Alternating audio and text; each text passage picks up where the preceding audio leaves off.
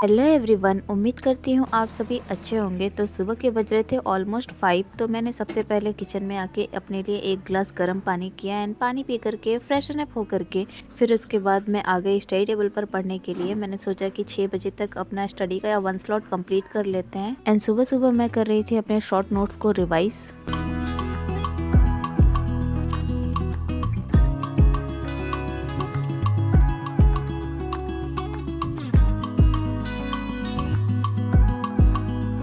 अब बज चुके थे 6 एंड मेरा रिवीजन भी ऑलमोस्ट कंप्लीट हो चुका था। तो मैंने सोचा कि अब चलते हैं छत पर थोड़ा मॉर्निंग वर्कआउट के लिए। एंड मॉर्निंग का मेरा सबसे बेस्ट रूटीन मुझे यही लगता है बिकॉज इससे मुझे काफ़ी ज़्यादा पॉजिटिविटी, मोटिवेशन एंड एनर्जी मिलती है। सो मैं आ गई छत पर अपना डेली मोटिवेशन का डोज लेने के लिए।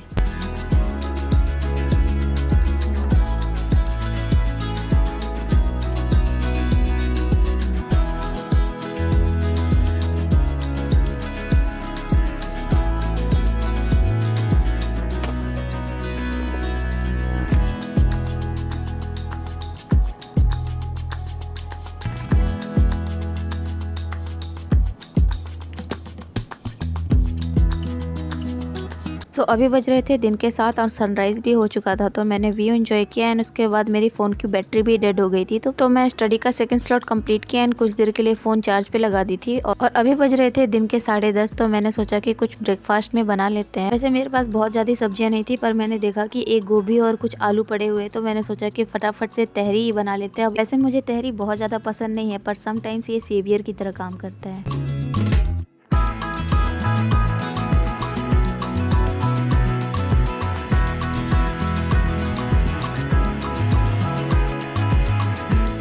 ब्रेकफास्ट के बाद मैं नहाने चली गई थी एंड थोड़ा रेस्ट किया। उसके बाद मैं वापस से स्टडी टेबल पर आ गई और अभी मैं पढ़ने जा रही थी करंट अफेयर का मैगजीन।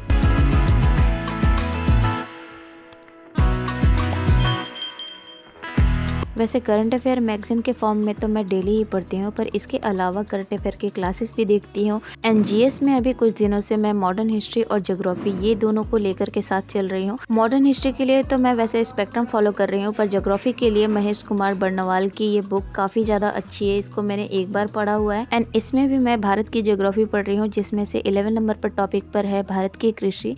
यहाँ पर मुझे कुछ इंपॉर्टेंट फैक्ट्स दिख रहे हैं जो कि पेपर में अक्सर पूछे जाते हैं, तो मैं आपको दिखा देती हूँ।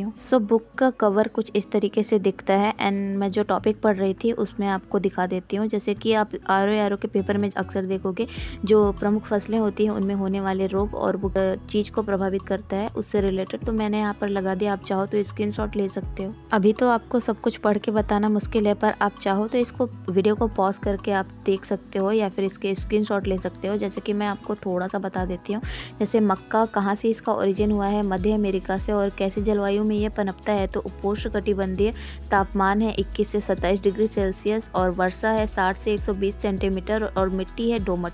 मतलब ये सारे फैक्ट दिए हुए हैं कि कौन सा फसल किस प्रकार का, मतलब उसका जन्म स्थान क्या है, कैसी जलवायु है, कैसा तापमान और कितना वर्षा चाहिए होता है और किस प्रकार की मिट्टी में ये फसलें होती हैं। और जब आप प्रीवियस ईयर क्वेश्चन पेपर का एनालिसिस करके ट्रेंड समझोगे तो आपको पता लगेगा कि इस तरीके के क्वेश्चन की भरमार है। जैसे कि 3-4 फसलों के नाम दे देगा एंड ये कितने तापमान में होते हैं या इनके लिए कितना वर्षा चाहिए होता है या किस प्रकार की मिट्टी में पनपते हैं। सेकंड ऑप्शन ऐसा दे देगा और मैच द फॉलोइंग में आपको टिक करना होगा। और यहाँ दिया हुआ है प्रमुख कृषि बोर्ड, जैसे कि कॉफी बोर्ड बेंगलुरु में और रबड़ बोर्ड है कोट्टायम केरल में।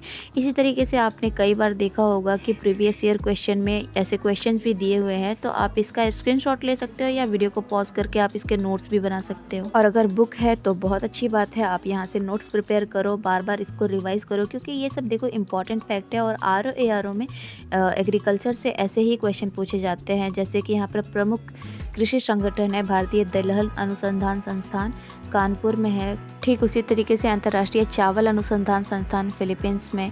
और इसी तरीके से प्रमुख फसलों के जो संस्थान है उसके मुख्यालय कहाँ पर है ये दिया हुआ है। तो आप इस टॉपिक को अच्छे से रेडी करना, क्योंकि इस टॉपिक से आपको एक ना एक क्वेश्चन मिल ही जाता है। आप पीवाईक्यू जब चेक करोगे तो आपको खुद ही पता लग जाएगा।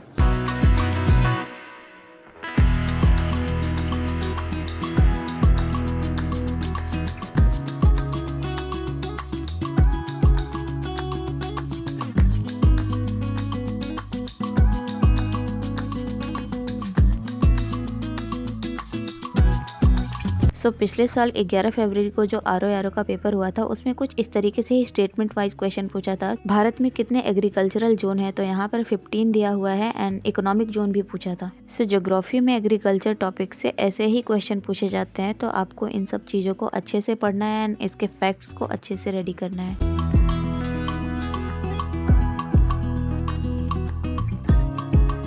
ज्योग्राफी ख़त्म करने के बाद मुझे लगाना था अभी हिंदी का एक टेस्ट, और हिंदी का टेस्ट मैं आजकल तो डेली ही लगा रही हूँ, बीच में मेरा स्किप हो गया था।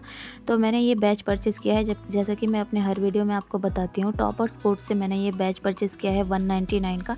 इसमें इन्होंने बहुत कुछ खास तो नहीं, पर जितने भी PYQ हैं वो सब ऐड किए हुए हैं, तो एक तरीके से आपकी प्रैक्टिस एक जगह पर काफ़ी अच्छे से हो जाती है, GS हिंदी दोनों की। तो मैं यहाँ पर हिंदी के टेस्ट लगा रही थी, और इन्होंने हिंदी के टेस्ट को सेक्शनल वाइज जैसे 60 क्वेश्चन में डिवाइड करके एक अलग से फोल्डर बना के रखा है। हिंदी का टेस्ट लगाने के बाद कुछ इस तरीके से मेरा रिजल्ट रहा। कुल एक्यूरेसी मेरी बनी है 76% के आसपास। आई नो बहुत अच्छा परफॉर्मेंस नहीं है, पर धीरे धीरे ये भी अच्छा हो जाएगा। टेस्ट खत्म होने के बाद सबसे पहले जो 60 क्वेश्चन है उनका एनालिसिस अच्छे से करती हूँ, एंड उसके बाद जो क्वेश्चन गलत हुए हैं उसको अपने शॉर्ट नोट्स में लिखने का काम करती हूँ। इसका फायदा ये होगा कि आपके जो क्वेश्चन गलत हुए हैं ये इवेंचुअली आपके बहुत अच्छे से स्ट्रांगली रेडी हो जाएंगे।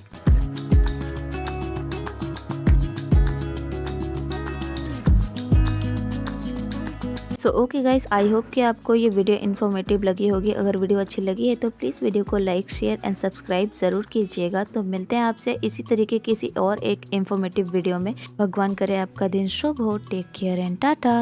और हाँ, एक चीज़ मैंने अपने लर्निंग स्टेज में सीखा है कि हमें घबराना नहीं है, अपना बेस्ट देना है और रिजल्ट अच्छा ही होगा।